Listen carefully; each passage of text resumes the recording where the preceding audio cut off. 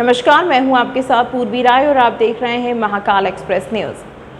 हादसा एम्बुलेंस के सामने नीलगाय आने से हुआ, जो अनियंत्रित होकर पलट गई। घटना के समय बारिश भी हो रही थी। प्रसूता को दूसरी एम्बुलेंस से सामुदायिक स्वास्थ्य केंद्र घटिया ले जाया गया। बीएमओ डॉक्टर अनुज चार्ले को घटना की जानकारी लगते ही ड्यूटी डॉक्टर प्रियंका चौहान को उचित दिशा निर्देश दिया। वह अस्पताल में गर्भवती महिला व नवजात का उपचार किया। वह जो दोनों पूर्णतः स्वस्थ है। घटना के समय एम्बुलेंस में गर्भवती महिला, उसकी मां व आशा कार्यकर्ता मौजूद थे, जिसमें से गर्भवती की मां को चोट लगी थी, जिन्हें उपचार के बाद सुबह उज्जैन रेफर किया गया। नेक्स्ट, कैसे घटना हुई है थोड़ा सा? ये मैं आ रहा था इधर से बिछोड़ सेन को लेकर। रास्ते में बारिश हो रही थी। सामने एकदम घोड़ा रोज आने के कारण गाड़ी अनबैलेंस हो गई और कीचड़ में उतर गई। जैसे पलटी गई, मैंने देखा पीछे बच्चा स्वस्थ था। इनकी डिलीवरी हो गई थी रास्ते में उधर से लाते टाइम। तो जैसे मैंने इनको देखा पीछे पलट के गाड़ी में, बच्चा थोड़ा ऐसे ही था, तो मैंने प्राइवेट गाड़ी बुलाई फ़ोन लगा के। फिर मैंने सरकारी हॉस्पिटल के कॉल करा, वहाँ से गाड़ी आई, इनको यहाँ से रेफ़र करा। जो ये बोल रहे थे आड़ी गाड़ी जाने का, तो मैंने बोला पहले घटिया ले चलता हूँ मैं आपको। तो ऐसे ही बोल रहे थे कि जैसे बाहर ही है सही, घोड़ा रोज आ गया बीच में, तो एकदम पलटी आ गई गाड़ी। तो मैं इनको रेफ़र करा हॉस्पिटल घटिया, अनबैलेंस होने के कारण गाड़ी। मैं उतना से आ रहा था घर के लिए, देखा गाड़ी पलटी गई तो उनको मदद के लिए तो करके बैठाया गाड़ी, उनको मैंने बैठा दिया उन सबको। कैसे अचानक घटना है ये क्या बोलूँ, मैं तो आ रहा पीछे आ रहा, गाड़ी पलटी खाई देखी मैंने, फटी थी गाड़ी, तो उनको मदद करी खाली मैंने। तो उनकी कुछ बचाने चक्कर में वो ब्रेक फेल हो गया उसका। पानी आ रहा था, हल्का पानी भी आ रहा था। इसके अंदर जच्चा बच्चा भी थे? हाँ थे ना, सब कुछ बिठाया गाड़ी में, 4-5 सवारी थी अंदर। उनको कोई चोट वगैरह नहीं, कुछ भी नहीं देखा रहता, तो चोट नहीं थी। उनको फिर कैसे भेजा गया यहाँ? निजी वाहन से पहुँचाया उनको। तो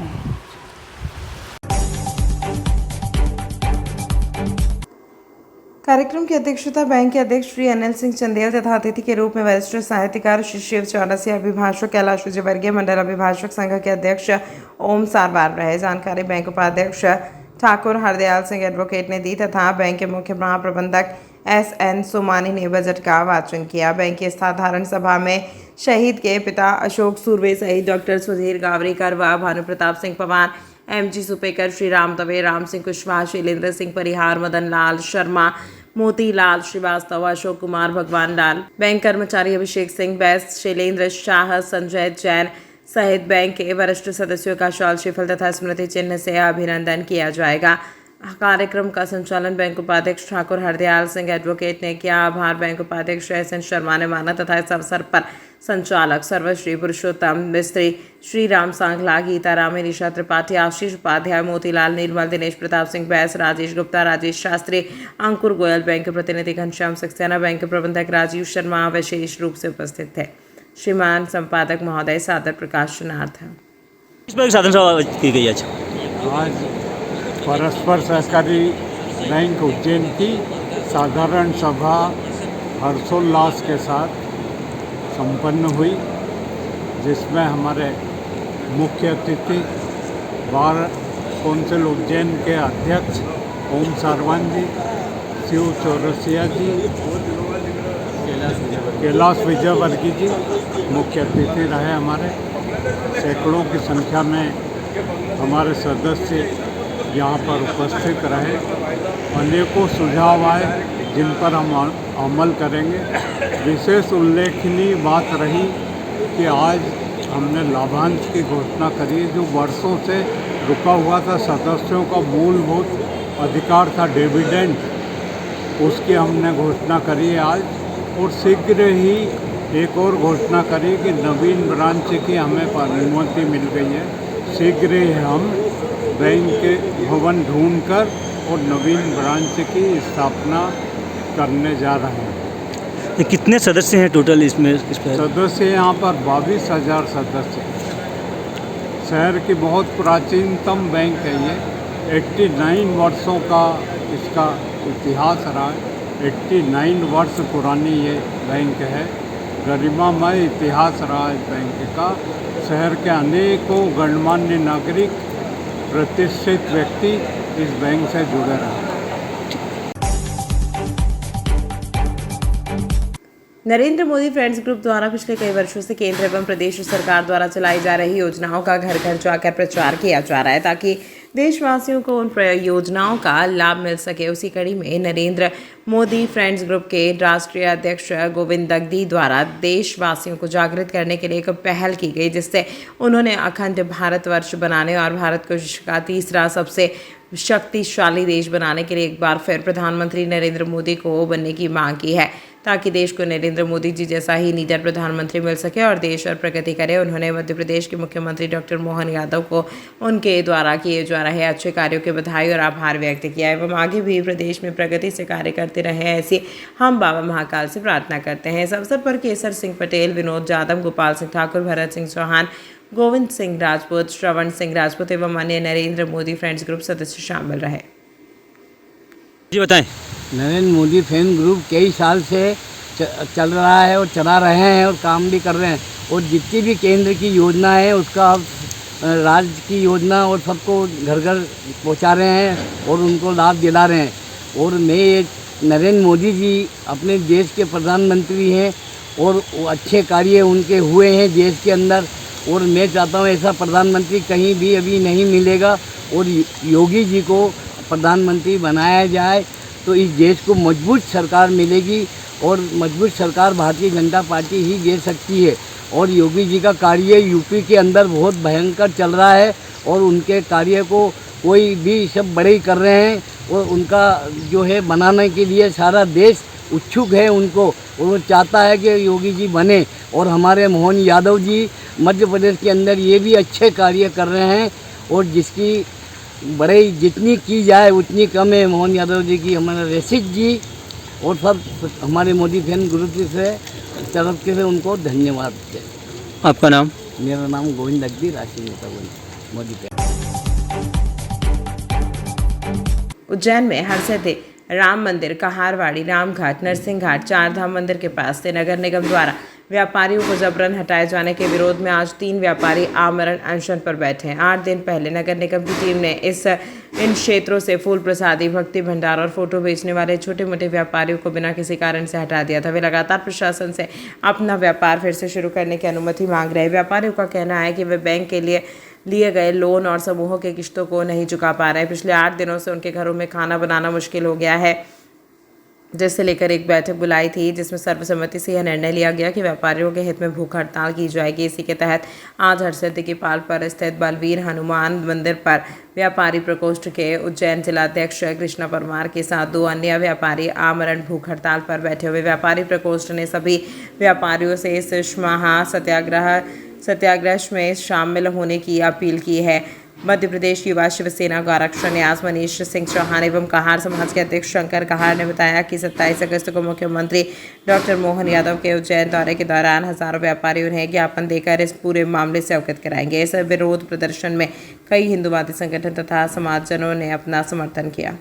पता है भूख हड़ताल पे बैठे हैं, क्यों बैठे आप? सर जी, ये जो निगम के द्वारा कार्रवाई करी गई है ना, उन्होंने बिना किसी नोटिस दिए, बिना कुछ बोले हमें डायरेक्ट आके बोल दिया गया कि आप अपनी गुमटियाँ हटा लें।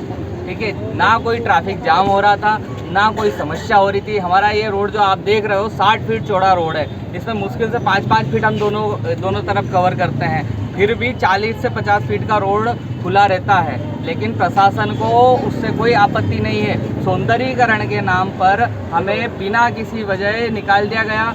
लोगों ने उधार पैसे लेकर अपनी गुमटियों में माल भरा ताकि वो व्यापार कर सकें। वो भी उनके ऊपर आ रहे हैं कि भाई साहब हमारे पैसे कब दोगे।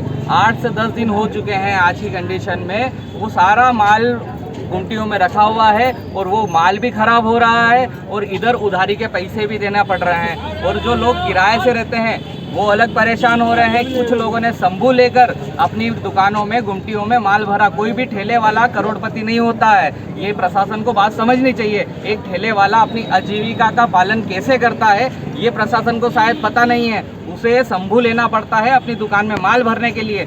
वो जब बिकता है तब उसकी आजीविका चलती है, उसके बच्चे की फीस भराती है। उसमें भी सरकारी स्कूल में हमने बच्चों को डाल रखा है, ठीक है, लेकिन आजीविका तो चलानी पड़ती है। आजीविका का सवाल है, बेरोजगारी बहुत बड़ा मुद्दा है उज्जैन का, जिस पर ना प्रशासन ध्यान दे रहा है ना शासन ध्यान दे रहा है। उन्हें बस गुमटियाँ हटानी, 3000 लोगों को आपने बेरोजगार कर दिया, तो भाई साहब उसे कुछ रोजगार भी तो दो।